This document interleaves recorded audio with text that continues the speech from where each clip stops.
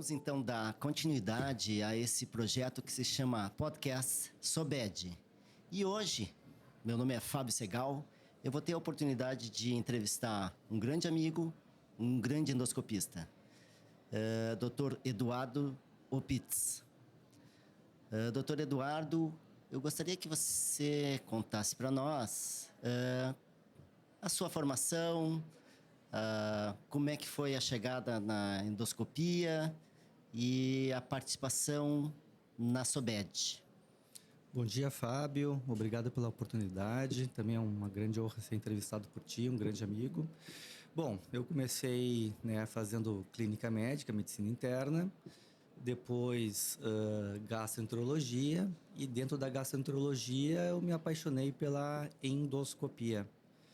Então, com este amor, eu me desenvolvi na especialidade, fiz minha formação em São Paulo, no Hospital de Clínicas, lá do serviço da USP. E desde lá a gente vem atuando nessa área com muita paixão. Então, do Rio Grande do Sul para São Paulo, de São Paulo de volta para o Sul. Como é que foi essa transição? Bom, foi um período, assim, bem árduo no sentido da dúvida do retorno ou não para Porto Alegre. Porque São Paulo é uma cidade, que eu acho que todos nós aqui sabemos, é um lugar onde as coisas acontecem bastante. E eu fiquei bastante com dúvida nesse retorno, Então eu fiquei, era para ter ido 2 anos em São Paulo fazer minha formação e eu acabei ficando lá praticamente 10 anos. Mas depois de muito pensar, a gente acabou optando pelo retorno à cidade.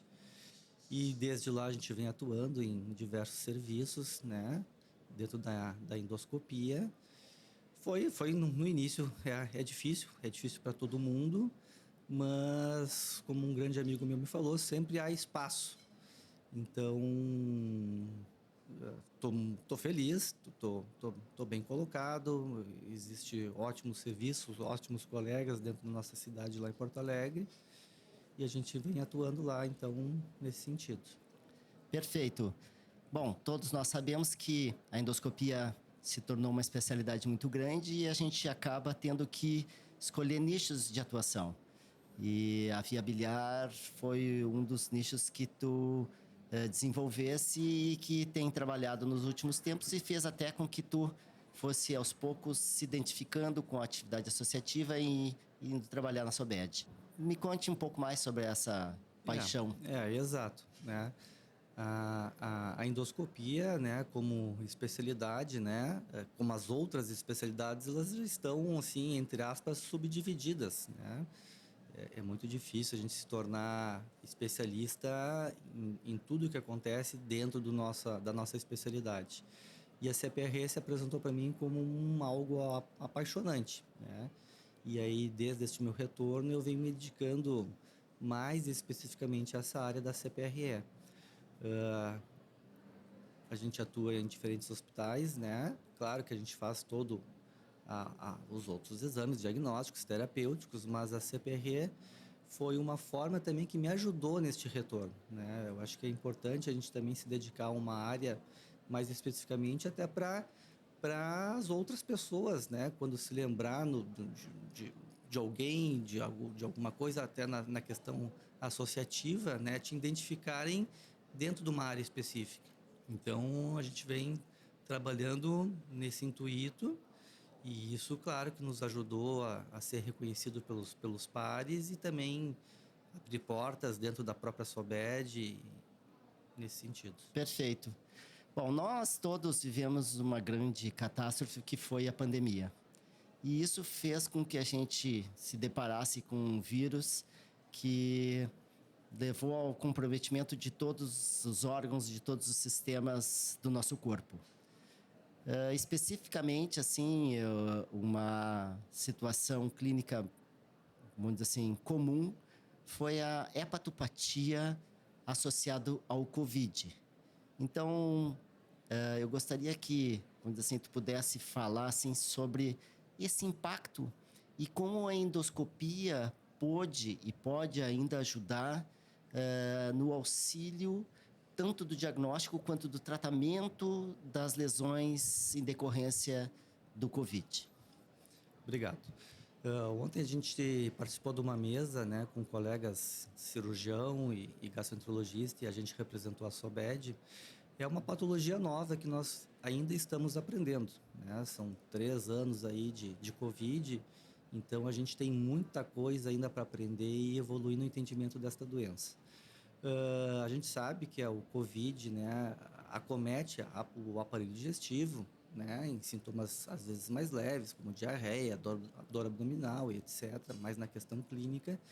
Mas existe alguns casos, principalmente nos pacientes gravemente enfermos, que passaram por períodos prolongados de UTI, quando estão na sua recuperação, eles começam a apresentar um quadro de colestase, muito similar àquilo que a gente vê nos pacientes com colangite esclerosante, do paciente criticamente enfermo.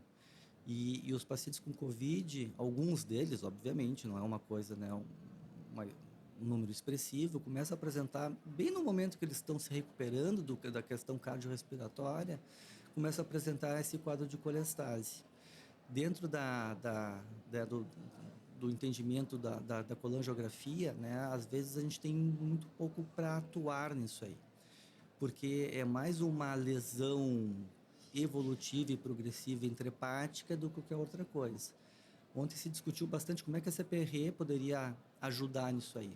Na verdade, se o paciente tem alguma estenose dominante ou se tem, né, falhas de enchimento, que seriam os famosos CASTs, né, que seriam formações de cilindros dentro desta via biliar, a CPRE pode atuar na tentativa de desobstruir essas estenoses ou tentar remover esses CASTs para tentar ajudar a drenagem da bile. Mas muitas vezes a gente atua desta forma e o paciente continua evoluindo mal. Aparentemente é uma lesão, né, não se discute se é uma lesão direta do vírus sobre o endotélio. Existe um tropismo do vírus pelo endotélio ductal, né, e também pela questão de toda a hipoxemia que o paciente passa por períodos prolongados de UTI, o uso de vasopressores e tudo mais, e acaba lesando diretamente os ductos. E isso, assim, aparentemente é uma coisa progressiva e irreversível. Muitos desses pacientes acabam evoluindo para um transplante hepático. Então, a CPRE, resumindo, como é que a gente poderia atuar? Tentando atuar no sentido de tentar resolver uma estenose dominante, e muitas vezes essas estenoses são múltiplas e intrahepáticas, e isso então limita a nossa atuação, ou tentar remover esses casts, né? Essas formações que, na verdade, é muito interessante, eles acabam tendo, quando a gente retira eles, é exatamente a conformação da via biliar. Mas mesmo fazendo isso, alguns pacientes melhoram momentaneamente, mas depois a gente percebe que eles acabam piorando da doença. Perfeito. Na verdade, o que está acontecendo é a percepção de que a doença COVID ela é muito nova e ela tem um comprometimento sistêmico que a gente ainda tem muito a aprender. Nós, na verdade, estamos tentando ajudar os nossos pacientes a ter um desfecho melhor. Mas como a gente também está numa curva de aprendizado, talvez isso leve muito tempo até a gente ter um entendimento de todo o funcionamento desse vírus no nosso corpo. Com certeza, vamos dizer assim, a endoscopia tem a contribuir, mas nós ainda estamos no início de uma curva de aprendizado. Bom, não é só de ciência que a gente aborda nesse podcast, a gente também tem a oportunidade de, através da arte, através da música, traduzir o nosso entrevistado. Então, nós convidamos a todos os entrevistados a escolher uma música. E então, eu gostaria que, vamos dizer assim, tu nos falasse por que essa música e como isso impacta, vamos dizer assim, a arte impacta muito na nossa vida, mas como isso impacta na tua vida? E, assim, que importância tem isso? Não, a arte faz parte da vida, né? A vida não é só trabalho, a vida é muito mais que isso, né? O trabalho é algo apaixonante, mas também é um meio. E essa música é uma música que é muito bonita, me lembra coisas muito boas na minha vida, com a minha esposa. Então, né, no momento que foi pedido a escolha de uma música, entre várias opções de músicas lindas que existem, essa foi uma que veio na minha mente porque me traz ótimas lembranças assim de momentos especiais no passado. Em suma, tu é um apaixonado pela medicina e tu é um apaixonado pela vida. Muito bem. Isso aí. Muito obrigado pela oportunidade.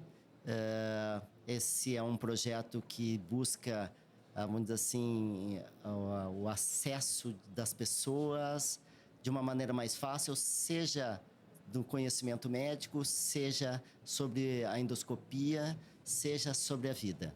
Muito obrigado, Eduardo, e nos encontramos pela vida. Obrigado, Fábio, pela oportunidade. É uma grande satisfação estar aqui, né, sendo entrevistado por ti, um grande amigo, e estimular aos jovens que estão entrando no mundo da endoscopia, que a sociedade está aberta a todos e que realmente é algo apaixonante e que são todos muito bem-vindos a participar e estar aqui com a gente. E muito obrigado mais uma vez pela oportunidade de estar aqui contigo.